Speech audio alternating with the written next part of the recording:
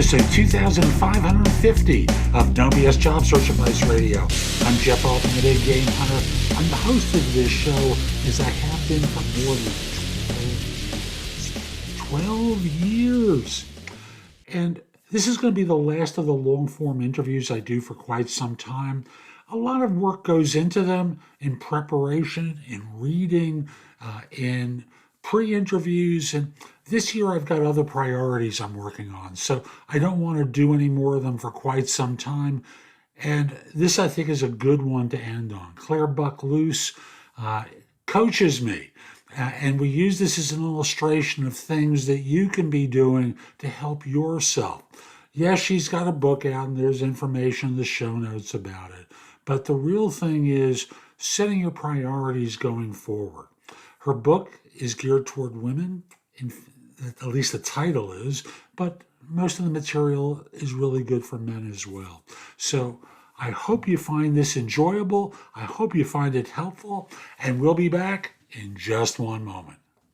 So my guest today is Carolyn Buck-Luce, a gifted strategist, leader, and executive coach who spent her career building highly effective cultures, businesses, teams, and leaders in private and public nonprofit sectors.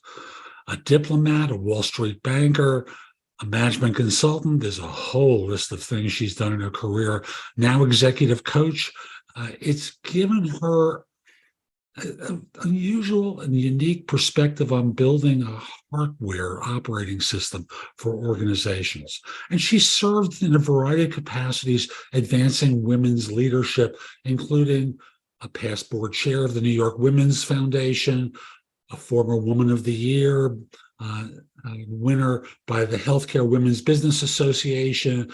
She even was appointed by Mayor Bloomberg in New York as a commissioner of New York City's Commission on Women's Issues. And if you saw the full bio, it just goes on forever with accomplishments and successes. And somehow or other, she managed to work in writing a book, Epic, the Women's Power Play. I just want to make sure I had this right. The Women's Power Play book. Carolyn, welcome. Thanks for making time today. Well, also, I just have to say, a wife, a mother, and a grandmother, because I think those have been my hardest jobs. I know as a dad, that's the hardest job of all. I so admire my wife, who's taken point on our son so often, and it's a tough job, to say the least. And never ending. There is no retirement on that one. Oh, God. I was hoping. No. My mother is 94, and I occasionally ask her when she stopped worrying about me. Never. And she looks at me and said, "What do you mean stopped?" Amazing. So, folks, we're going to play a game today. And I'm going to be the player, and I'm going to be coached today. So Carolyn is going to be my coach as we play the decade game. And what the heck is the decade game, and how did you come up with this idea? Well, this is something that came to me when I was 8 years old. And I want to remember that age, because we're going to come back to that, Jeff. But it was 1960. It was the middle of the Cold War, the first Cold War, for those of you who followed the news.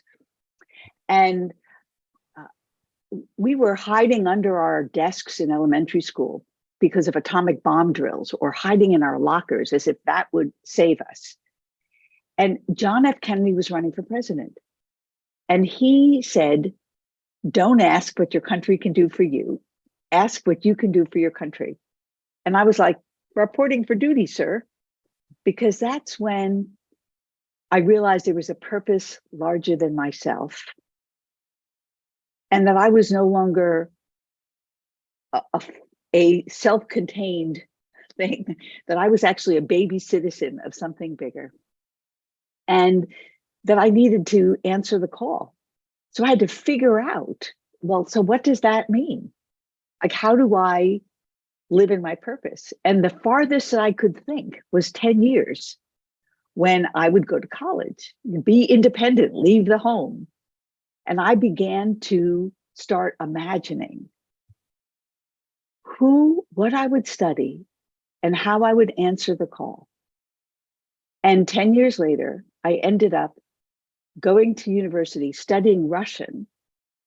And my first job, 21 out of school, was a diplomat in the former Soviet Union, telling America's story and trying to spread detente and peace. So I didn't call it the decade game at the time, but what I learned is, number one, it was up to me.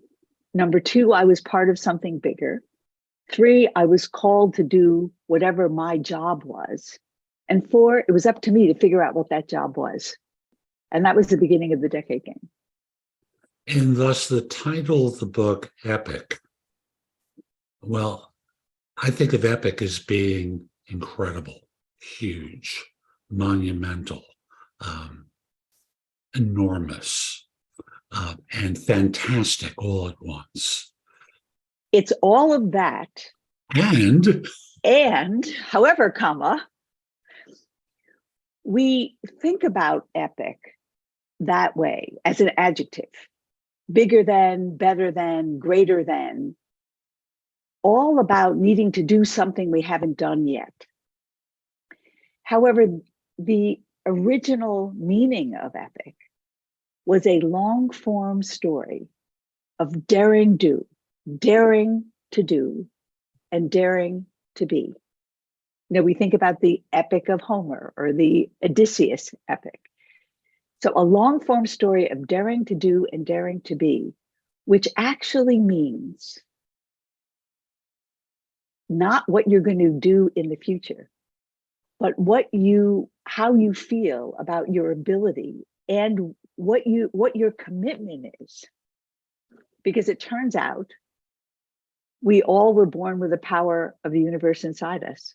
mm-hmm. And the more we own that we're the author of our own epic and feel that agency, that's what I mean by epic. Fabulous. I'm ready to play if you're ready to coach. I am. Okay. So now let me just say that I want everyone to know that the decade game is a framework for reimagining what your job is. Because your job isn't what someone's paying you to do. Your job is, what is your becoming? How do you manifest epic? And how do you make choices around the right experiences, the right relationships, the right skills, and the right knowledge that you are committed to acquire in order to be able to manifest your epic? So let's start by, what's the purpose larger than you? So I talked about the fact that at 8, I became aware that there was a purpose larger than me around leading in a way that would create a world that works. I think we all had a moment when we first got introduced to our own purpose. And interestingly, here's the hardest question in the world and probably the most important question of your life, which is, why are you here? But we have a hard time answering it. So our first exercise, Jeff, it's mission, if you're willing to accept it, Sure. is when was that moment for you where you realized there was a purpose larger than yourself? And how did you understand it at that time? I would say I was in college and I was a political kid and started to work on political campaigns in New York because I believed people needed help. And it's interesting how fundamentally over time, that's become an operating system for me, is helping people. So my initial moments were, I don't remember which year of college it was, but it kind of kicked in for me when I was there and started to work on politics to try and make a change in the world through through campaigns. So I'm going to push you a little bit on that. Good. Because the way I like to define purpose, which is sort of what holds the whole decade game together, is what is a particular theory that you have about how the world gets better that you feel and have always felt called to make your own unique contribution. So how does the world get better? And there's lots of different ways the world gets better. Kinder, healthier, more just, more equal, more peaceful. It's really something almost universal like that, where you said, that's the shift that's going to be my life's work. So when you talk about political campaigns and wanting to help people, what was it in particular? What was the stuckness where the world needed to do some shifting that you said, in particular, this is my swim lane? And what I saw at that time in college was that most people were trapped in mediocrity. Got it. And thus, they lived quiet lives of desperation, to use the famous quote, and they did things good enough, but they really wanted to be left alone. They were conditioned to be ordinary and mediocre and not to aspire. And where they still aspired was about being better employees, which I kind of learned. Well, I think I knew it for the longest time, but most people were trained in school to shut up and do what they were told to do, regurgitate a bunch of facts when you were told to do it, or else. And that or else, of course, translates into when you're in school, you're not going to get a good job. You're not going to get into a good college. In college, it progresses to you're not going to get the good job. And when you get the good job or a job, you wind up in a situation where you still have to do it or else you're going to get fired. And it was living with these constant and perpetual fears imposed that caused people to be small. And I want to help people break out of that. And now I have language to it, but I didn't at that time. Right. Well, so that's the thing about purpose. You don't have language. Your language gets more sophisticated as you actually get wiser about how the world works. But the instinct was there.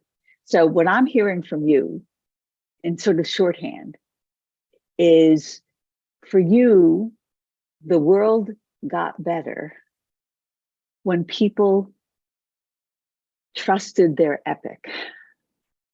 To use your term. Yes. Why not? Why not? No reason I can think of. And you'll have your own language, but that purpose actually becomes your life work. So no matter, and you might be temporarily out of a job, but you're never out of, you might be temporarily out of a product, but you're never out of a job. Once you know that your life's work is to help people find and trust their epic. Does that make sense?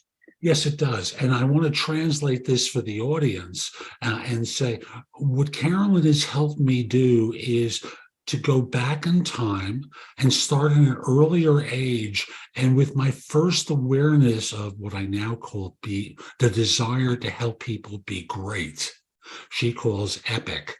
And in doing that, how it surfaced, and you'll notice she prodded me a little bit for a little bit more texture in order to explore. And I'm doing this because you can engage in your own process with support, with the book, with the mydecadegame.com. Am I right about that? That's it.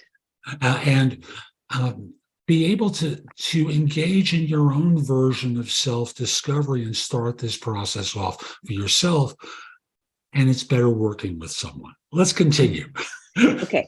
So what we've just established is your life's work, which should feel liberating to know that if you look back in history, all of your quote jobs have been in service of your life's work. So to actually know what your life's work is very helpful as you think about which mission you're going to take on at any time, which is the how are you going to manifest that particular life work at that particular time. So let's go to the next exercise, because I said your job is not what people are paying you to do. Your job is who you are becoming. And that's the objective of the decade game. The objective is to say, 10 years from now, wouldn't it be cool if I knew myself and was known by the people who love me and the people who count on me as, and then you fill in the blank. Now, do you remember the game Mad Libs? Did you ever play Mad Libs when you were a kid? Okay, so Mad Libs is you get a story, but it would have some blanks in it. And it would just tell you, put a noun in here, or put an adjective in here, or put a verb in here. And you'd come out with outrageous ideas, and it would totally change the story. Because I said earlier, we are the actual author of our own story, except a lot of us have stories in our head that compress us, contain us, stories of I'm not good enough, imposter syndrome, or I'm too much, I better dim it down, I better not really share what's really inside, I better pretend, all those types of things. So the objective of the game is to actually come up with your future job title by answering the question, wouldn't it be cool if I knew myself, meaning a leader at home, this home, your heart home, if I knew myself, known by the people I love, which is your family, the one-on-one relationships that you love, and known by the people who count on me, which is the world. Because I believe all of our jobs are to be the leader we long to be at home, at work, and in the world, in service of that big purpose. Okay, so now here's the Mad Lib. You have to answer that question, wouldn't it be cool if I knew myself and was known by the people who love me and count on me as, now you have to pick a great adjective, an iconic subject, a compelling verb, a targeted object, and an epic outcome. Now I'm going to say that again, and I'm going to give you an example. You have to come up with a great, juicy adjective and a super hero subject, a compelling verb, a targeted object, and an epic outcome. So, for example, at 60, I had mandatory retirement from my partnership at EY. I was the global healthcare leader. I built $1 billion business for EY, which is a professional services firm. But we had mandatory retirement at 60. So I needed to set my game for 70, because by the way, I believe that every decade is the best decade yet, but you're responsible for building it. And so I set my Mad Lib, my new job title this way. At 70, and by the way, I turned 70 4 months ago. At 70, it's going to be so cool because everyone's going to know me, myself, the people who love me, and the people who count on me as an organizational shaman, inspiring humans to live epic lives. So that became my job title at 60. And then all of a sudden I had a new job. Not what they were paying me to do, but what I was going to say yes to in terms of experiences, knowledge, networks, skills, etc. So now it's how old will you be in a decade? Well, I'm currently, folks, you may not know this, I'm 72. So in a decade, let's work with the whole numbers. All right. So by the time I'm 80. Yes, you will answer the question, how will I know myself and be known by the people who love me and the people who count on me as adjective, noun, verb, object, epic outcome, and make it as epic as possible. It would have to take you 10 years to be known this way. So by the time I'm 80, the people I know and love and everyone around me and beyond will know me as being a bold and blessing leader who inspires people to be great. How's that? Great, great. Now I will, a bold and loving, blessing leader who inspires people to be great. To be great. Now, I'm going to push you a little bit. Good. That's the idea, folks. My bet is you're already known that way. And it wouldn't take, so I'm looking for an exponential shift. Meaning, what's the work you haven't yet done? This is a job. You're going to get promoted. What's the work you haven't yet done if you were going to goose that up? And one of the things I say to my participants in the Decade Game Masterclass is, this new job title should make you giggle. It should like, oh my God, yeah, that would be unbelievably cool. So the terms I would add in are a globally recognized as a bold and blessing leader who inspires people to be great. So the extra piece involves the visibility. It's exponentially larger. So you're getting warmer and warmer, Marco Polo, because one of the things, and I'll explain this in a second, I actually ask people to look at every word they choose. That adjective, the noun, the subject, the verb, et cetera, and goose each one up. And let me tell you why. The way you play the game is, it turns out that there's 87,600 hours in a decade. And if you sleep 8 hours a night, which I would definitely recommend if you want to look like either you or me at our ages, that leaves over 50,000 hours. And theoretically, it only takes 10,000 hours to become a world expert. So you can become a world expert in 5 different areas of your life. And those 5 areas in the Decade Game are outlined. 10,000 hours around your spiritual journey, your sense of self, the real stories that you tell yourself, the stories you're going to let go of. 10,000 hours in your relationship with the people you love, because somehow, for some reason, it's the hardest to be our best self with the people we love most. And there's 30,000 hours divided into 3 different areas of right relationship with the world. And only 10,000 of that is whatever they're paying you for. Another 10,000 is learning for the love of learning. And the last 10,000 is your gifts of yourself into the community.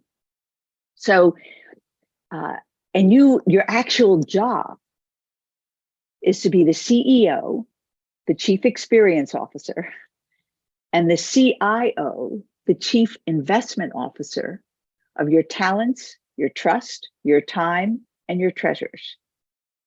And so that's the job, is you've got 50,000 hours to invest, plus talents, trust, and treasures. And that would allow you to get to a whole new level of epic for each one of those words. So that's what I want you to work on, is each one should be epic. Ooh, so globally recognized. Sorry, I have to work with 2 there. That's okay. That's okay. You know, iteration. This is all about design thinking. And if you iterate 7 times in design thinking, you'll get to 1,000 times better answer. Okay. Globally recognized. Seen. That's the simplest way I can distill it. The word global is redundant. So although on first blush, it seems more accurate to say globally recognized, but to be seen and accepted as a bold and blessing leader. I don't have a better word than bold. I've spent years coming to that word because bold in the US culture, man, homogenized is the convention in US culture. And I don't want to be homogenized, pasteurized, or anything else. I want to be bold. Hey, you're looking at someone who loves the word epic. So I'm just going to, in the book, I actually give people a bunch of words to inspire them.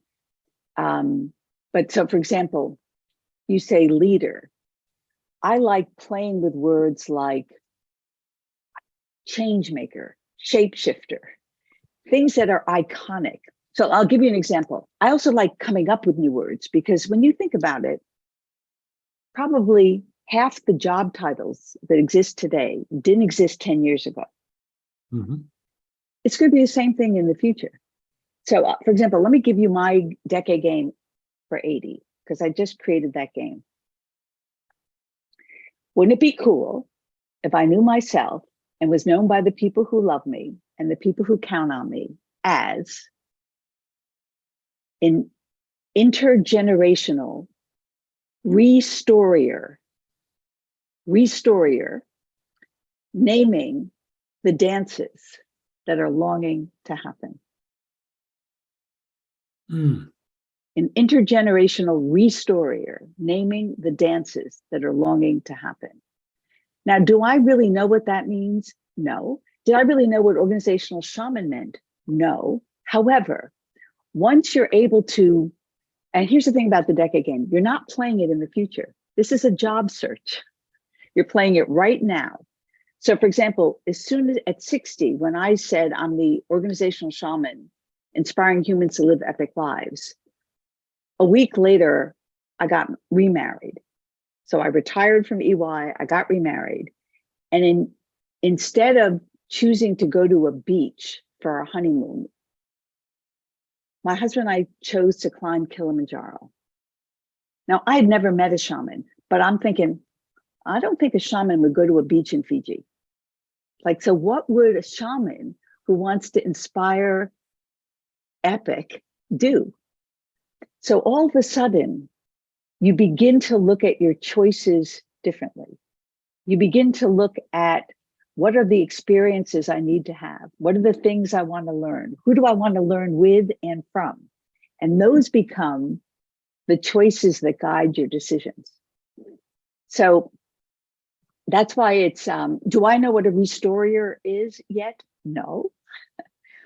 But what I know that I have a gift, which is to see the dances that are longing to happen in people.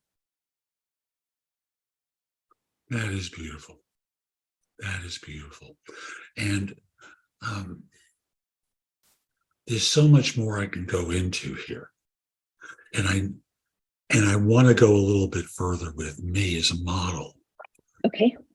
Because you spoke about intergenerational, which has been part of my work the last couple of years, recognizing that part of my job is legacy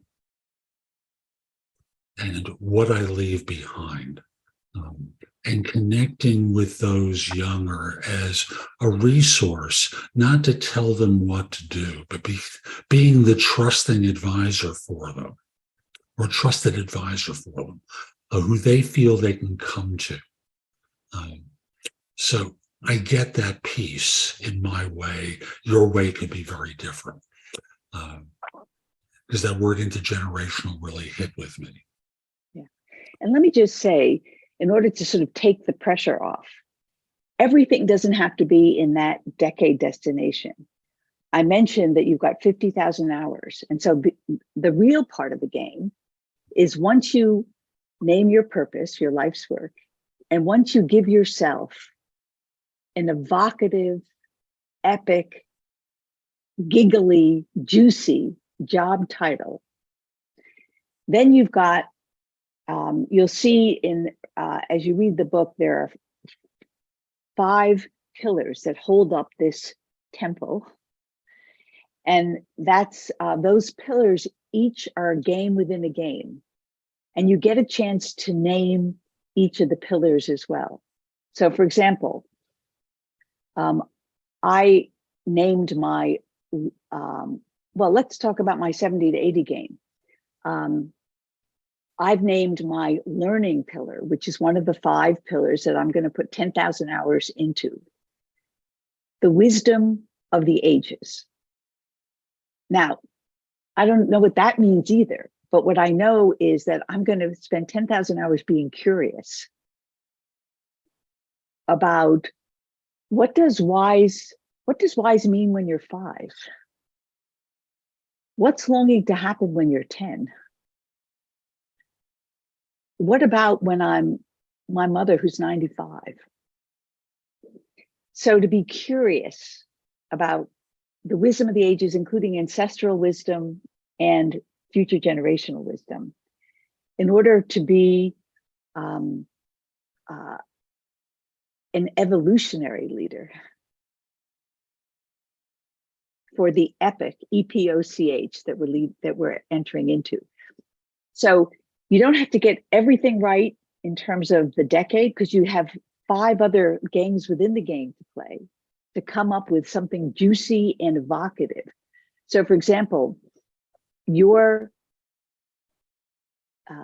well, I won't, I think you have to read the book to actually construct the entire game, but I just want to take some pressure off. Well, there you go. I held up the book, folks. You have an opportunity to be able to really think about the different areas of your life in order to name each of those games around what's the real work now. Because again, your job isn't what someone's paying you to do.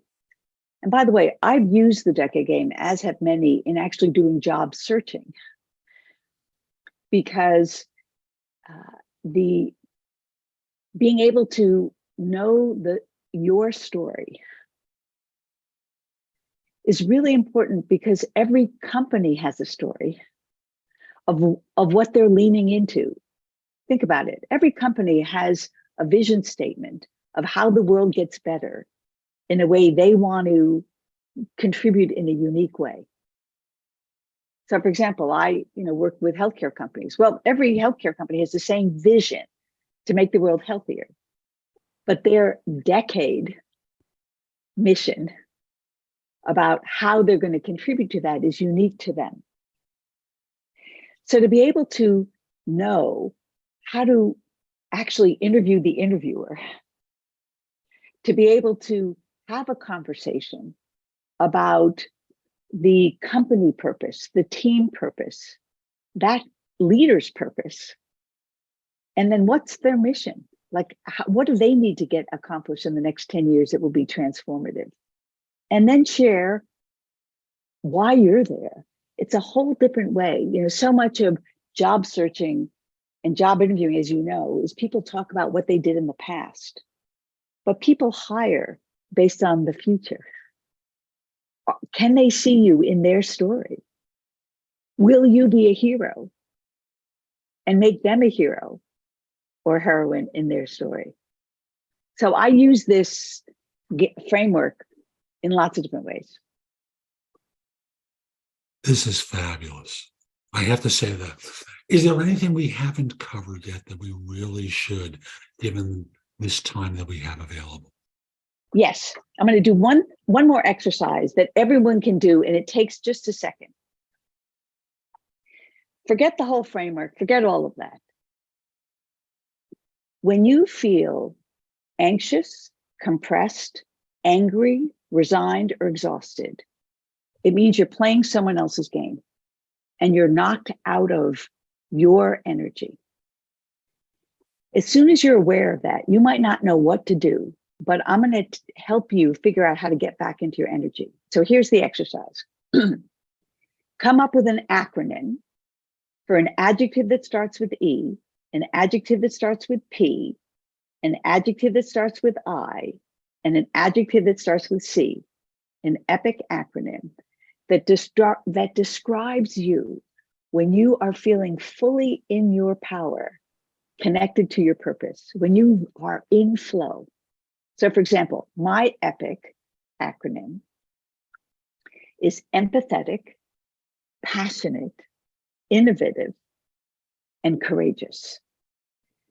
So anytime when I'm aware that I'm playing someone else's game, I shut my eyes, breathe deeply, and think, oh, empathetic, passionate, innovative, and courageous. And I can find that energy. And when I do, I always make better decisions for myself and anyone else who's in the room. So that's how you play the game second by second. So what is your epic acronym when you really are in flow, in your power, in integrity, in your center, on purpose? Energetic. I'm going to play here, folks. Flow, PH. Flow. I'm actually going to do it as PH because it's the rebellious side of me. Yeah. Flow. Independent and courageous. Well, I love that we both have courageous because it's my favorite word. It comes from the root kur, heart. Yes. And it means to go forward with your heart in your mouth at times of doubt, fear, and uncertainty. And boy, the world needs courageous humans. And we don't need people who are transformational, because that translates into, in most businesses, homogenized, commoditized, and all sorts of, all the rough edges have been shaved off as though someone took a plane out and filed them off. We need greatness. We need epic people in order to make the world as it should be. And that is sort of the essence of the game, which is how do you know that you actually, that there's no one on earth that's ever walked that has the same fingerprint as you, that has the same voice timbre as you, or the same eye pigmentation, which is why face technology and voice technology work. So what does that mean? It means no one can do what you can do. No one can see what you can see the way you see it. And no one can speak the truth the way you can. And that's a call for epic, because we each are. We are unique. And we all have been called for some purpose larger than ourselves. And you are the author of that story, of your epic. And if you're job searching, you want to join an organization that can see you and accept these qualities in you.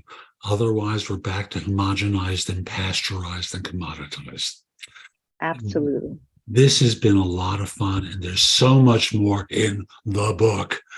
How can people find out more about the book, you, the Decade Game, everything? So you can go to mydecadegame.com, and I do 2 Decade Game masterclasses every year. You can find out more about that. You can go to epicwomensplaybook.com.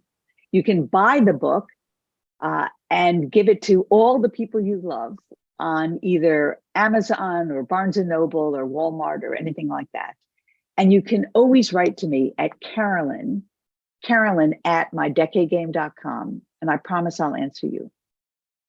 Beautiful. Thanks so much for making time today. And folks, we'll be back soon with more. I've got my coach hat back on. I'm Jeff Altman, the Big Game Hunter. Hope you enjoyed today's show. If you did and you're watching on YouTube, share it, leave a comment, click the like button, do something that lets people know it was worthwhile. I also want to encourage you to visit my website, thebiggamehunter.us. You can find a ton of great information, the blog, schedule time for a paid coaching session with me, find out about my courses, books, and guides, a lot there to help. And lastly, connect with me on LinkedIn at linkedin.com/IN/the Big Game Hunter. And I'm going to tell you point blank, you'll get a lot of no BS career advice from me. Hope you have a terrific day, folks. And most importantly, be great. Take care.